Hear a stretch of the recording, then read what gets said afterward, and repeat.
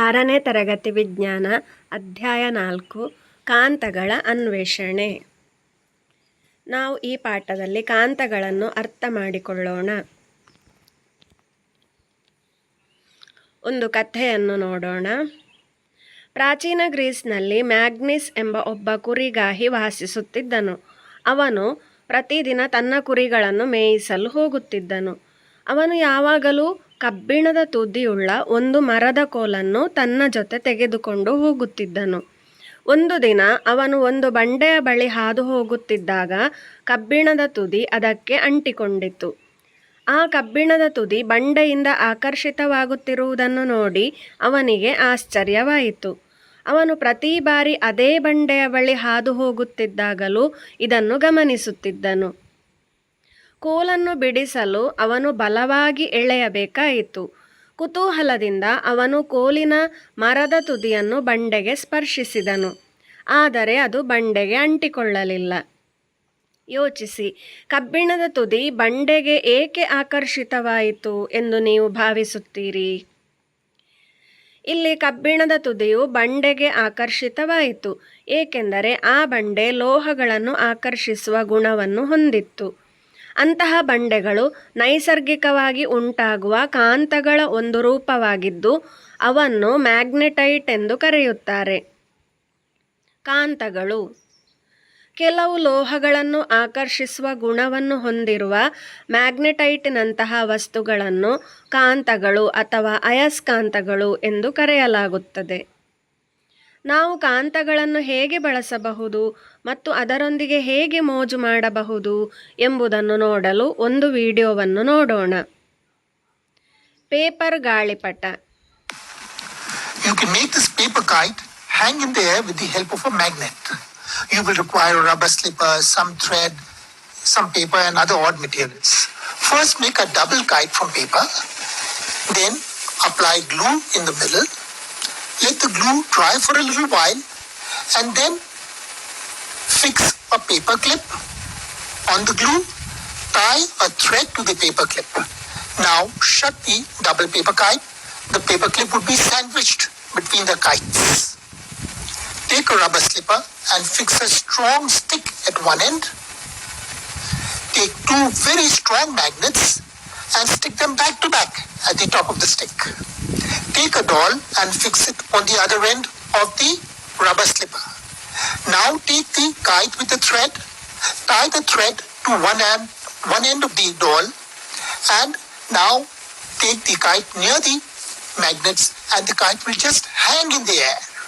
It will be separated from the magnets, but because of the pull of the magnet, the kite would be attracted to it. ಯೋಚಿಸಿ, ನಿಮ್ಮ ದೈನಂದಿನ ಜೀವನದಲ್ಲಿ ನೀವು ಯಾವಾಗ ಕೃತಕ ಕಾಂತಗಳನ್ನು ಬಳಸುತ್ತೀರಿ? ಕಾಂತೀಯ ಗುಣಲಕ್ಷಣಗಳನ್ನು ಹೊಂದಿರುವ ನೈಸರ್ಗಿಕವಾಗಿ ಕಂಡುಬರುವ ವಸ್ತುಗಳನ್ನು ನೈಸರ್ಗಿಕ ಕಾಂತಗಳು ಎಂದು ಕರೆಯಲಾಗುತ್ತದೆ. ಉದಾಹರಣೆ ಮ್ಯಾಗ್ನೆಟೈಟ್. ಕೃತಕ ಕಾಂತಗಳು ಕಬ್ಬಿಣದಂತಹ ವಸ್ತುಗಳನ್ನು ಕೃತಕ ಕಾಂತಗಳಾಗಿ ಪರಿವರ್ತಿಸಲು ಸಹ ಸಾಧ್ಯವಿದೆ. ಉದಾಹರಣೆ ದಂಡಕಾಂತ.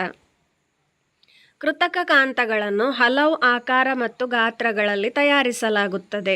ಕೆಳಗಿನವು ಕೆಲವು ಉದಾಹರಣೆಗಳಾಗಿವೆ: ದಂಡಕಾಂತ, ಯು ಆಕಾರದ ಕಾಂತ, ಸಿಲಿಂಡರ್ ಆಕಾರದ ಕಾಂತ, ನಾಣ್ಯಾಕಾರದ ಕಾಂತ ಇತ್ಯಾದಿ.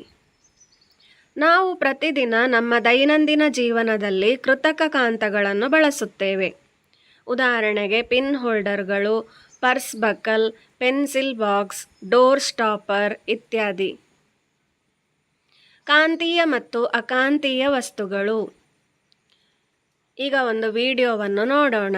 Magic block. Rinky needs to finish her homework and can't find her special pen. She finally finds it at the bottom of her brother's drawer. But what's that? A strange black block is stuck to it. Rinky pulls the pen and the block apart. But then, a bottle cap jumps and sticks to the block. Rinky giggles with delight. Can things stick to the block like magic? Does the stapler stick to this block? Yes, it sticks. Does the furry cat stick to it? No, it does not. Does the metal ruler stick to this block? Yes, it sticks. Does this hairy brown coconut stick to it? No, it doesn't. The hairy coconut tickles Rinky's nose. Achoo! She sneezes loudly. The pen flies out of her hand and disappears under the table. Rinky is worried. Her brother will be back soon. She sticks her hand under the table. Oh no, she can't reach the pen. She tries to reach the pen with the ruler. Oh no, the pen slides further away. If only there was a way to bring the pen closer to her. Suddenly, Rinky has an idea. The best idea ever.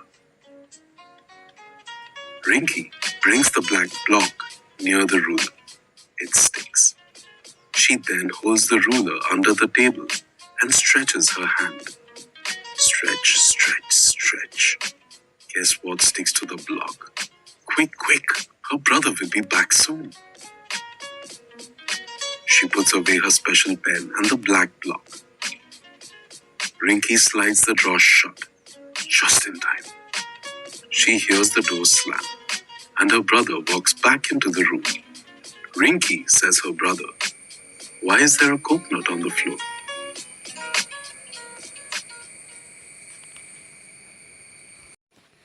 ಈ ಕಥೆಯಲ್ಲಿದ್ದ magic block ಏನಾಗಿತ್ತು? ಆ magic ಬ್ಲಾಕನ್ನು ಬಳಸಿಕೊಂಡು ಅವಳು ಕೆಳಗೆ ಬಿದ್ದಂತಹ ಪೆನ್ನನ್ನು ಹೇಗೆ ತೆಗೆದಳು? ಕಥೆಯಲ್ಲಿ ಕಾಂತಕ್ಕೆ ಆಕರ್ಷಿತವಾದ ವಸ್ತುಗಳನ್ನು ಹೆಸರಿಸಿ. ಕಾಂತದಿಂದ ಆಕರ್ಷಿತವಾದವುಗಳು ಪೆನ್ನು, ಬಾಟಲ್ ಕ್ಯಾಪ್, ಸ್ಟೇಪ್ಲರ್, ಲೋಹದ ಸ್ಕೇಲ್. ಕಾಂತದಿಂದ ಆಕರ್ಷಿತವಾಗದವುಗಳು ಬೆಕ್ಕು, ತೆಂಗಿನಕಾಯಿ. ಕಾಂತದಿಂದ ಆಕರ್ಷಿಸಲ್ಪಡುವ ವಸ್ತುಗಳನ್ನು ಕಾಂತೀಯ ವಸ್ತುಗಳು ಎಂದು ಕರೆಯುತ್ತಾರೆ. ಉದಾಹರಣೆಗೆ ಕಬ್ಬಿಣ, ನಿಕ್ಕಲ್ ಮತ್ತು ಕೋಬಾಲ್ಟ್. ಕಾಂತದಿಂದ ಆಕರ್ಷಿಸಲ್ಪಡದ ವಸ್ತುಗಳನ್ನು ಅಕಾಂತೀಯ ವಸ್ತುಗಳು ಎಂದು ಕರೆಯುತ್ತಾರೆ. ಉದಾಹರಣೆಗೆ ಕಾಗದ, ಜೀವಂತ ಜೀವಿಗಳು ಇತ್ಯಾದಿ. ಕಾಂತೀಯ ಪ್ರಚೋದನೆ.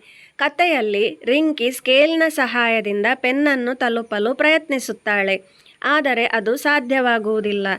ಆದರೆ ಅವಳು ಸ್ಕೇಲಿನ ಮೇಲೆ ಕಪ್ಪು ಬ್ಲಾಕನ್ನು ಇಟ್ಟು ಪೆನ್ನನ್ನು ತಲುಪಲು ಪ್ರಯತ್ನಿಸಿದಾಗ ಅದು ಅಂಟಿಕೊಳ್ಳುತ್ತದೆ. ಇದನ್ನು ಕಾಂತೀಯ ಪ್ರಚೋದನೆ ಎಂದು ಕರೆಯುತ್ತಾರೆ. ಕಾಂತ, ಕಾಂತೀಯ ಅಥವಾ ಅಕಾಂತೀಯ ವಸ್ತುಗಳು. ಕಾಂತ ಇದು ಕಾಂತದ ಒಂದು ಧ್ರುವದಿಂದ ಆಕರ್ಷಿತವಾಗುತ್ತದೆ ಮತ್ತು ಇನ್ನೊಂದು ಧ್ರುವದಿಂದ ವಿಕರ್ಷಿತವಾಗುತ್ತದೆ. ಕಾಂತೀಯ ವಸ್ತು ಇದು ಕಾಂತದ ಎರಡೂ ಧ್ರುವಗಳಿಂದ ಆಕರ್ಷಿತವಾಗುತ್ತದೆ ಮತ್ತು ವಿಕರ್ಷಿತವಾಗುವುದಿಲ್ಲ. ಅಕಾಂತೀಯ ವಸ್ತು ಇದು ಕಾಂತದಿಂದ ಆಕರ್ಷಿತವೂ ಆಗುವುದಿಲ್ಲ, ವಿಕರ್ಷಿತವೂ ಆಗುವುದಿಲ್ಲ. ತಿಳುವಳಿಕೆಗಾಗಿ ಪರಿಶೀಲಿಸಿ. ಕಾಂತದಿಂದ ಆಕರ್ಷಿಸಲ್ಪಡುವ ವಸ್ತುಗಳನ್ನು ಡ್ಯಾಶ್ ವಸ್ತುಗಳು ಎಂದು ಕರೆಯುತ್ತಾರೆ. ಕಾಂತೀಯ ವಸ್ತುಗಳು. ಕಬ್ಬಿಣ, ನಿಕ್ಕಲ್ ಮತ್ತು ಕೋಬಾಲ್ಟ್ ಡ್ಯಾಶ್ ವಸ್ತುಗಳ ಉದಾಹರಣೆಗಳಾಗಿವೆ. ಕಾಂತೀಯ ವಸ್ತುಗಳ ಉದಾಹರಣೆಗಳಾಗಿವೆ. ಇದು ಕಾಂತದಿಂದ ಆಕರ್ಷಿಸಲ್ಪಡದ ವಸ್ತುಗಳು. ಕಾಂತದಿಂದ ಆಕರ್ಷಿಸಲ್ಪಡುವ ವಸ್ತುಗಳನ್ನು ಕಾಂತೀಯ ವಸ್ತುಗಳು ಎಂದು ಕರೆಯುತ್ತಾರೆ. ಕಾಂತದಿಂದ ಆಕರ್ಷಿಸಲ್ಪಡದ ವಸ್ತುಗಳನ್ನು ಅಕಾಂತೀಯ ವಸ್ತುಗಳು ಎಂದು ಕರೆಯುತ್ತಾರೆ. ಕಬ್ಬಿಣ, ನಿಕ್ಕಲ್ ಮತ್ತು ಕೋಬಾಲ್ಟ್ ಕಾಂತೀಯ ವಸ್ತುಗಳ ಉದಾಹರಣೆಗಳಾಗಿವೆ. ಮ್ಯಾಗ್ನೆಟೈಟ್ ನೈಸರ್ಗಿಕವಾಗಿ ಸಿಗುವ ಕಾಂತದ ಒಂದು ರೂಪವಾಗಿದೆ. ಲೋಹವನ್ನು ಕಾಂತವಾಗಿ ಪರಿವರ್ತಿಸಿದಾಗ ಅದನ್ನು ಕೃತಕ ಕಾಂತ ಎಂದು ಕರೆಯಲಾಗುತ್ತದೆ.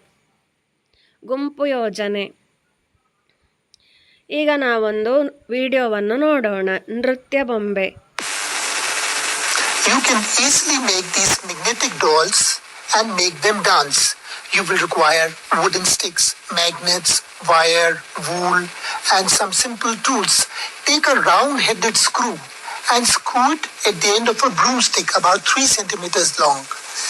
Split the other end of the broomstick and fix a pair of wire hands. On the top, put a boy's face. This is the boy doll. Similarly, make a girl doll. Once again, a stick, a round-headed screw at the bottom, wire hands, and a face. Now, take wool and dress these dolls up. For this, you can take wool and wrap it round and round the wooden stick. This will make the dolls look very pretty and attractive. You can use 2 different kinds of wools for this. Here are both the dolls, the boy doll and the girl doll. They're standing on magnets and they're ready. Place them on a card sheet and move a magnet from below. You'll be surprised that the round-headed screw is attracted to the magnets. These dolls stand up and they dance.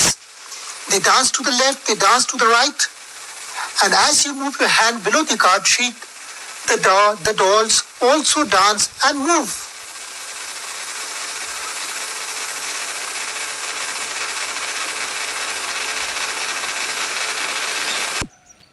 ಹೇಗಿತ್ತು ನೃತ್ಯ ಮಾಡುವ ಬೊಂಬೆ? ನಿಮ್ಮ ಗುಂಪುಗಳಲ್ಲಿ ಒಂದು ಕಥೆಯನ್ನು ಬರೆಯಿರಿ.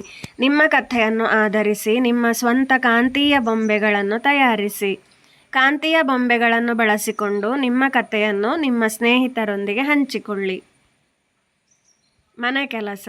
ನಿಮ್ಮ ಸುತ್ತಮುತ್ತಲಿನಿಂದ ವಿವಿಧ ವಸ್ತುಗಳನ್ನು ಸಂಗ್ರಹಿಸಿ. ಒಂದು ಕಾಂತವನ್ನು ತೆಗೆದುಕೊಂಡು ಆ ವಸ್ತುಗಳಿಗೆ ಸ್ಪರ್ಶಿಸಿ.